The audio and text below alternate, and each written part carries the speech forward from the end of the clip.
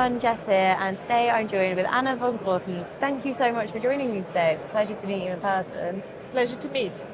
Can you indicate the scale of the impact that AI is having on the industry at the moment? And how does this differ from previous years? I think we don't even know the scale yet, right? We've seen AI develop so quickly and such a transformative power onto the aviation industry in the last couple of years. But I think we don't know the scale yet where it will take us. We know what we know today, and we have an idea of all the use cases that we see in the future. But I think this is immense. This is huge. That's why in 2019 already we created a working group 114, together with our colleagues in SAE, SAG34 on artificial intelligence, so that we, EUROCAE, as an international standardization organization, could help the industry really anticipate and look for what's needed. And we started this out to actually ask the experts, what are the use cases of AI in aviation going forward, both on the ground side as well as airborne? And we came up with about a 100-page document a couple of years ago already. I'm sure it's moved on in the meantime. And like you say, it is just growing rapidly to the point that we don't quite know what to expect yet. Do you have a sense of what's driving this change? I think that the change is really being driven by innovation and by the innovative power of the industry. As I said, a couple of years ago already, more than 100 pages of use cases, and we see more use cases developing every day, and that's why we really started to look at it from okay, how do we need to work to ensure whatever is developed using AI components, we can actually support the safe integration of those components through standards. That's where really we come in as a standards organization. So we started off with a couple of definitions. Once we knew the use cases, we started off with definitions and a taxonomy. The taxonomy will be published a little bit later in the year, followed quite quickly by the first standard for systems or components that use AI within them. So that we enable the safe uptake and the safe integration of those components into the aviation sector.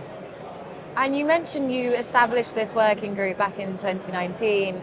With AI sort of proliferating at this rate, do you think you're going to have to change your approach to how you approach standardization so that you remain proactive instead of reactive?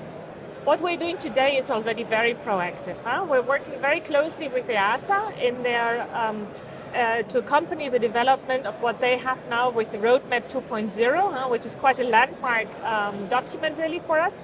But I think we are quite well covered in the sense that the experts within our working groups are really coming from the top notch of AI industry in Europe and worldwide. And this is maybe a misconception also.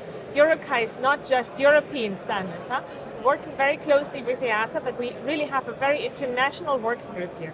And what they do today is really looking for whatever is possible and whatever is possible to integrate safely. And I think this is again coming to the point about the safe integration of AI. Safety being at the heart of everything we do is really important and one of the cornerstones of the working group. Absolutely, and just picking up again on safety, like you say, how do you tackle the issue of AI trustworthiness when it comes to this safety and security within the industry? Again, this is being tackled obviously on the one hand through the link to the EASA roadmap, which is quite closely linked to the EU activities and the EU legislation with the AI Act, which has the trustworthiness principles. At the same time, we work with ICAO, who on the United Nations level have a trustworthiness framework or with 10 principles, which are really important. And again, we're bringing that together through the combined expertise and excellence of the experts within the working group. We're addressing those topics. And how do you think events like Aerospace Tech Week help to drive meaningful change in the industry? I think events like today are so important in terms of networking, in terms of getting to know what's happening within the industry, in terms of exchanging and facilitating exchange amongst the leaders. And I've already seen a few of our working group members here, and it's always great to catch up with them. And yeah, I think this is really where events like this one help a lot. Yeah. Fantastic. Well, thank you for taking the time to share your insights with me today. Thank you so much. And if I may, if you would like to learn more about our AI activities, please have a look at our LinkedIn and YouTube profiles, where we have just launched a series of videos about the Working Group 114 and G34 activities, so where we go a lot more into details of these questions. Fantastic. Well, thank you so much. Thank you.